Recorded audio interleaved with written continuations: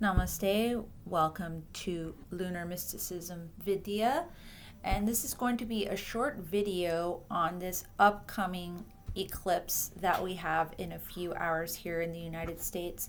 So this is information mostly for those living in the West, but the other discussions are more esoteric and spiritual. So this is the second video of the eclipse season of the calendar of 2026 Gregorian calendar. Now, this is a time of purification by fire, Rita, geopolitical disputes, and global karmic cleansing cycles. So I'll start first with a quick chant to our gurus. Om Aim Saraswatiye Namaha. Om Aim Gurave Namaha. Om Gam Ganapataye Namaha. Om Namah Shivaya. So this is the chart for the Purnima, and this is of course for the West Coast. I'm in Los Angeles. So these are just some interesting things that I discovered in my research in regards to this eclipse. Now, the first contact with the penumbra here on the West Coast will be at 12:46 a.m. Now, the actual eclipse duration is said to be from 1:51 a.m. to 5:16 a.m. and the maximum is at 3:34 a.m. So this will be occurring around midnight. Now, the totality in covering is going to be a whopping 57 minutes. So it's going to be a large portion of time where the moon is going to be in this vulnerable position along with the sun. Now, the penumbral total is 5 hours and 35 minutes. And if you're observing Sutak, which most sadhakas who are physically healthy and able would begin today, this afternoon at 2:58 p.m. and it would last till 5:16 a.m. So that would include not taking any meals and not eating during the eclipse time, which would be from 1:51 a.m. till 5:16 a.m. Now, there is a kind of break in what people should do during the eclipse, if they should observe the sutak or any of the rules if they're not able to see the eclipse. Many of the ancient texts actually recommend during all eclipses, there was never this visible here, visible there. It was always, here's an eclipse, the luminaries are being compromised, and there's a radiation emitting on the earth. So we observe these eclipses and we take them very seriously wherever we are, because we know the eclipse is happening on a physical level and on a subtle mental frequency. So the minds of people become very easily affected, you can say, by these energies. So it's not recommended to observe the eclipse, to go outside, or to be doing any kind of auspicious activities. So if you're in India, most people are not going to be participating in certain ceremonies. Temples will be closed, and any kind of Holi celebrations will be postponed till after the eclipse. Now, please adjust for your area. So now we're going to talk about the chart itself. Now, when we look at this chart for the eclipse, the ascendant here is going to be a Jesta ascendant. Now, if you know anything about nakshatras, Jesta is an ascendant that has to do with Indra, and Indra is the king of the gods, and he's always fighting, he's always drinking, and he's always using some kind of crazy weapon.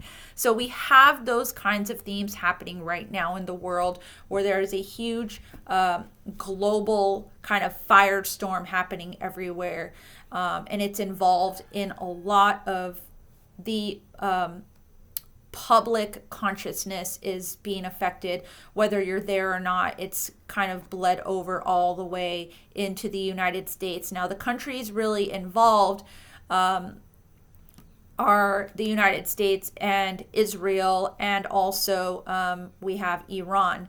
But this is a long time going kind of geopolitical event that also involves Russia. Now, if we look at this chart, you'll see that, as I mentioned, Jesta is the ascendant. Now, Jesta is typically said to be a cursed sign. Now, we say cursed in the Rashi of Scorpio and also the Rashi of Aquarius or Kumbha. Now, we have Mars and Mercury in Kumbha along with Rahu. Now, Rahu is very powerful at this time. He's causing the eclipse. But we also have a previous eclipse where Rahu was with Venus, and that set off this energy of the Rahu-Venus conjunction, which is not very favorable for women, especially anyone that has that natal combination of Rahu-Venus would have been affected. I saw it myself in my own personal life. A person with that conjunction was affected. So do take care if you have natal conjunctions similar to any of the eclipse formations. Please take care of yourself and do some meditation. So next we're going to talk about the nakshatras affected by the eclipse. So nakshatras affected by the eclipse are not considered auspicious for any celebrations or muhurta for at least 6 months. Now again, we're having Shatabisha, we're having Dhanishta, we're having Purva Bhadrapada and Uttara Bhadrapada. Now these are Chara, Ugra, and Dhruva. Chara is a movable nakshatra, and Purva Bhadra is a highly Ugra nakshatra, which is very, very, can be dangerous, it can be deadly, and it can be very fierce and unrelenting.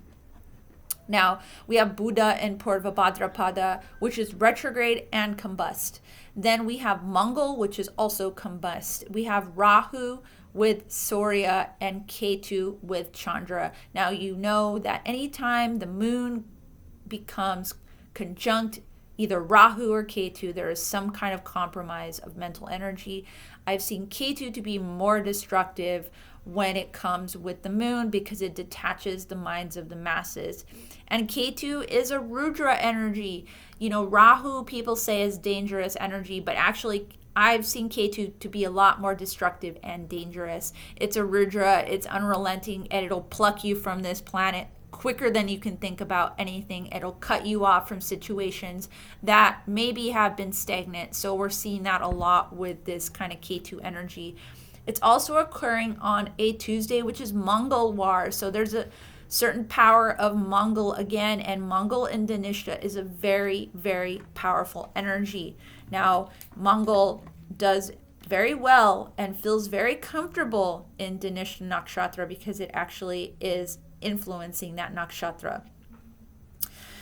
So what is the eclipse path? Now, from the perspective of the Americas, I've highlighted something that I found was very interesting in my research. Now, there is this a mass of land called the Bering Strait, which has been famously talked about in history about how people moved from one landmass to another. Now, there's 2 connecting islands there called the Diomede Islands, which are right in the middle of this eclipse energy. Now, the Diomede Islands are where the international date line is, and there is this division of Big Diomede becomes Tomorrow Island, and Little Diomede becomes Yesterday Isles. So you have this fine line of what is yesterday and what is tomorrow, all within each other, and 2 miles straight becomes a 21-hour time difference. Now, what's interesting to note about this and why I shared this in this presentation is when Russia sold Alaska to the United States in 1867, the moon was transiting in Shravana and Mangal was in Punarvasu. So if you know anything about Shravana and Punarvasu, those are nakshatras that are related to. Shravana is 3 steps of land, right? It's going to take gifting of land to another country. And then Punarvasu is sometimes having to repeat the same things over and over again. So here we are back again after 1867. It was sold. There could be a revision of what exactly this is between the United States and Russia. Now, there's been talks about this this year, but not covered so much in the media.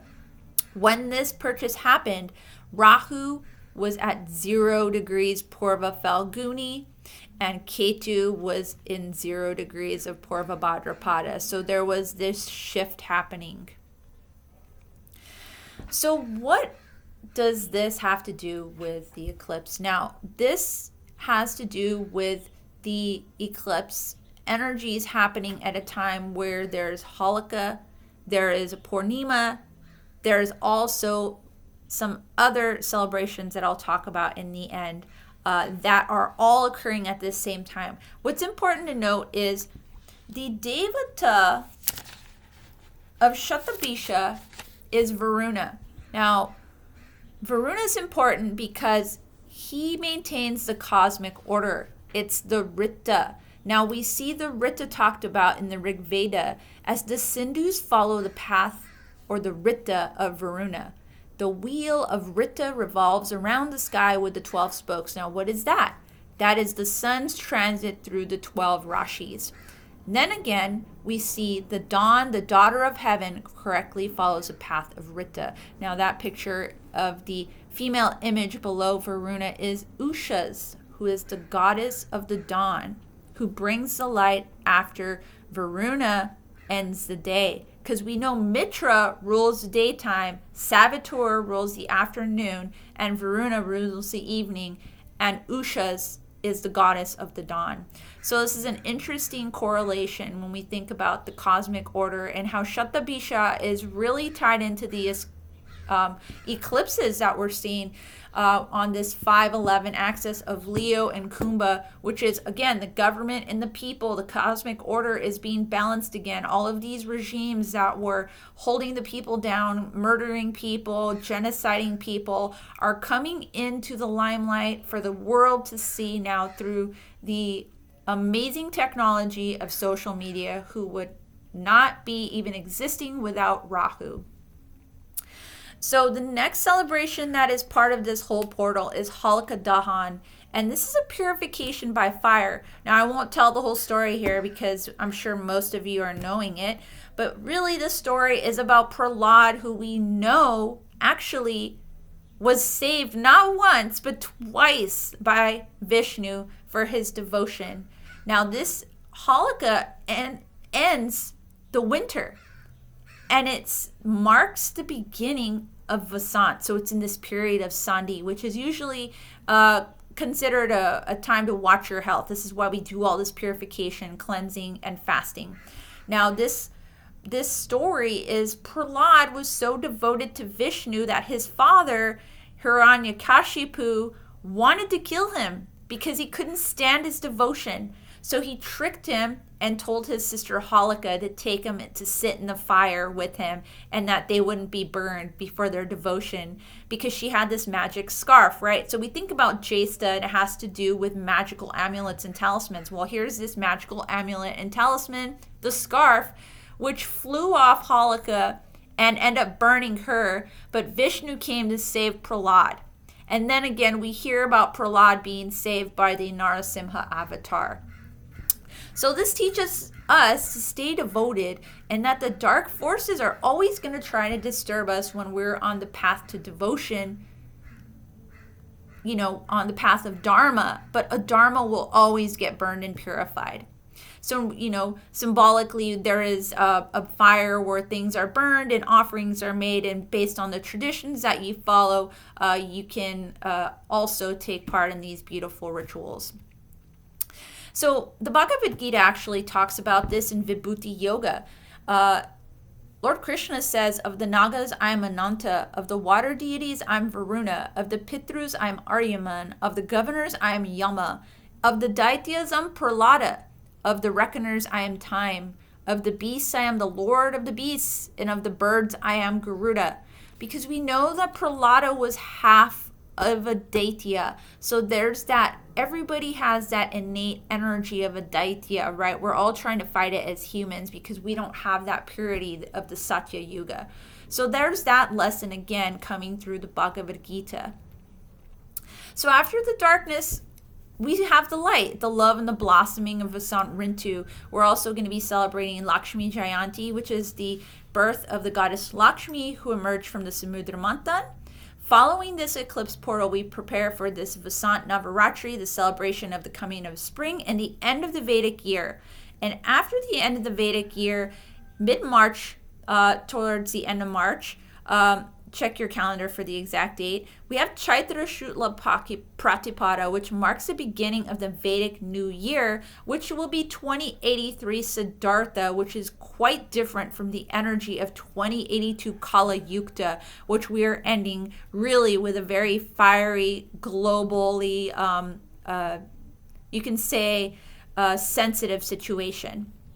So wherever you are, I wish you a very auspicious time for meditation, for reflection, for cleansing, for purification, that all the things that you may want to get rid of, all the darkness, all the bad habits, all of those things, they may be cleansed and purified, and that your devotion and your dedication to yourself, to your path, and to making the world a better place manifests after this eclipse. Hari Om. Om Namah Shivaya. Thank you so much.